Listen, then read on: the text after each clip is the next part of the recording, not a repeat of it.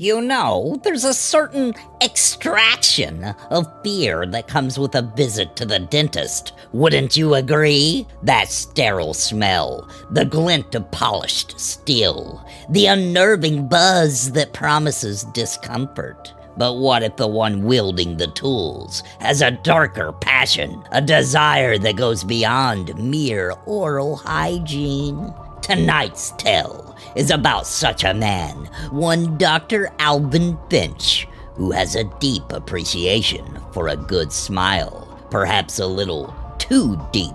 He believed in getting to the root of the matter, you might say.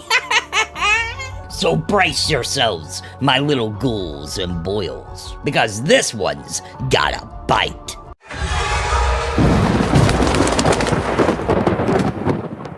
Dr. Alvin Finch presented an image of meticulous professionalism. His practice, a gleaming testament to modern dentistry, was all soothing pastels and the quiet hum of expensive machinery. Patients saw a man in his late 40s with neatly combed hair and a gentle, almost paternal manner. Few noticed the fleeting, predatory gleam that would ignite in those eyes when he peered into a mouth and spotted a particularly fine specimen. A perfectly sculpted incisor, a molar of rare symmetry, a canine with an exquisite pearlescent sheen. These were the moments Dr. Finch lived for. His methods were subtle, honed over years of practice. A concerned frown, a sigh, the strategic tapping of a dental probe against a tooth he coveted. "Ah, Mrs. Henderson," he might murmur, his voice laced with feigned regret. "I'm afraid this bicuspid, well, there's a shadow here, deep beneath the surface. Best to remove it before it causes you any trouble." Phantom cavities bloomed under his diagnosis. Hairline fractures became chasms of decay, and perfectly healthy yet rare and beautiful teeth were condemned. His patients, lulled by his calm authority and the pristine environment, rarely questioned him. They trusted him after all, and that was their first mistake. The true altar of Alvin Finch's devotion, however, lay not in his sterile surgery, but in the cool, damp confines of his basement at home. The descent was a passage into the man's carefully compartmentalized obsession. The air grew colder, the light dimmer, replaced by the focused beams of strategically placed spotlights. Here, in this subterranean sanctuary, stood his collection. Lined against the walls were a dozen mannequins, their blank plastic faces tilted upwards as if in serene contemplation. Each one possessed a smile of unnerving perfection, a full set of human teeth gleaming wetly in the low light. These were not mere dentures, these were curated masterpieces. Each tooth a stolen jewel, meticulously cleaned, polished, and set into the pliant gums of the dummies.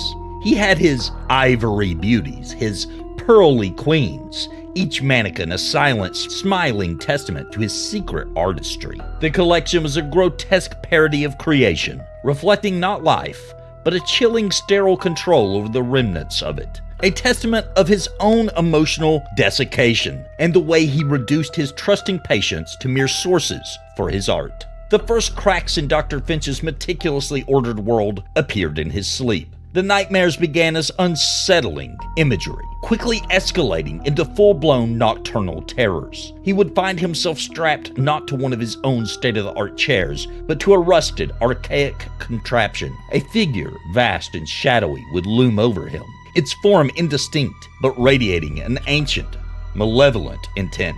The dream focus would then sharpen, zeroing in on his own mouth, on the hideous, visceral sensation of his teeth being wrenched out one by one, the sickening crack of root from bone, the gush of metallic tasting warmth, the raw, agonizing emptiness left behind. He'd awaken with a strangled cry, heart hammering against his ribs, his hands instinctively flying to his mouth, palpating his own teeth, reassuring himself they were still there. The relief was always temporary. These nocturnal horrors began to bleed into his waking hours. A patient, mid-filling, shivered and complained of a sudden, bone-deep chill in the otherwise temperate examination room. Finch himself started hearing things, faint, skittering sounds from the sterilization room, like dental tools clinking together when he knew he was alone. He'd enter his private office to find a perfectly arranged tray of instruments, suddenly disturbed. His basement sanctuary, once a source of quiet satisfaction, became a place of growing unease.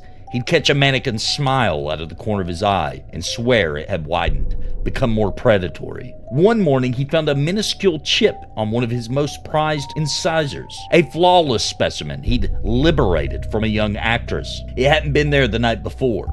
Then came the faint, most imperceptible grinding sounds, seeming to emanate from the collective silent mouths of his collection. Was it the house settling, or something far more sinister? He started experiencing phantom toothaches, a dull throb in his own perfectly healthy jaw, and a persistent, unpleasant metallic taste. Sleep offered no escape, only a brief, troubled respite from the inevitable return to his nightmares. Tonight, however, was different. Dr. Finch lay in his bed, the lingering dread of his dream torments clinging to him like a shroud. The digital clock on his bedside table glowed 3:03 a.m. The room was unnaturally cold, a profound biting chill that had nothing to do with the thermostat. A deeper patch of darkness in the far corner of the room seemed to coalesce, to thicken and stir.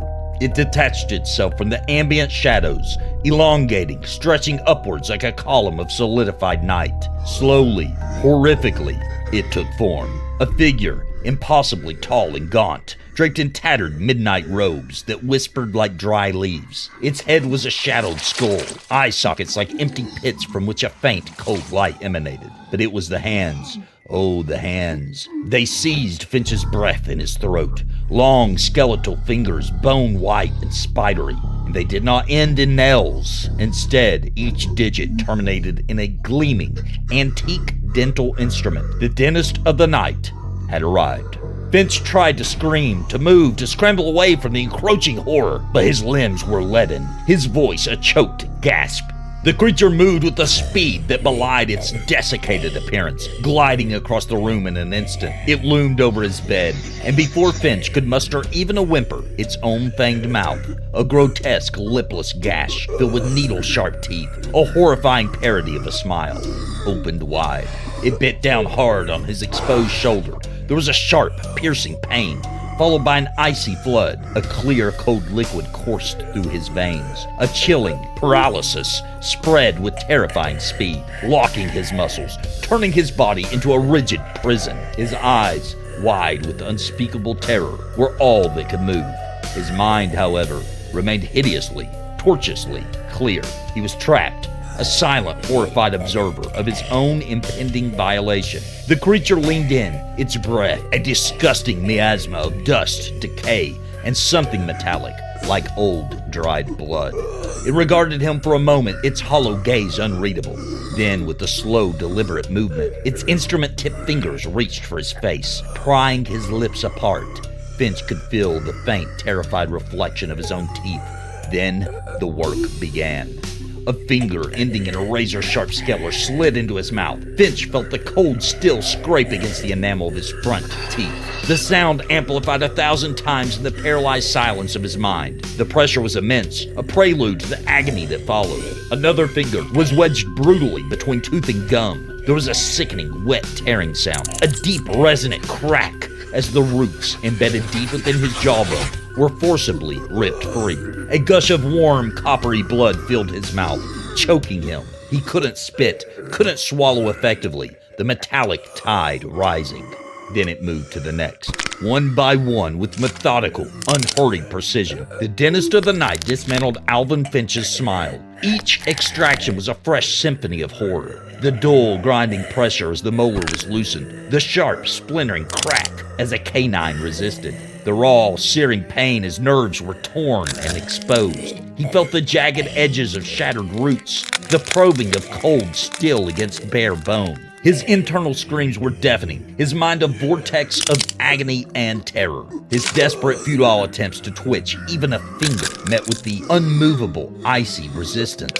This was the ultimate helplessness, a grotesque inversion of the power he had wielded over his own vulnerable patients. The landscape of his mouth was transformed into a mangled, bloody ruin, a cavern of raw, bleeding sockets. When the last tooth, a wisdom tooth he'd always been rather proud of, was wrenched free with a final agonizing tear, the creature paused. It surveyed its handiwork, its skeletal face impassive.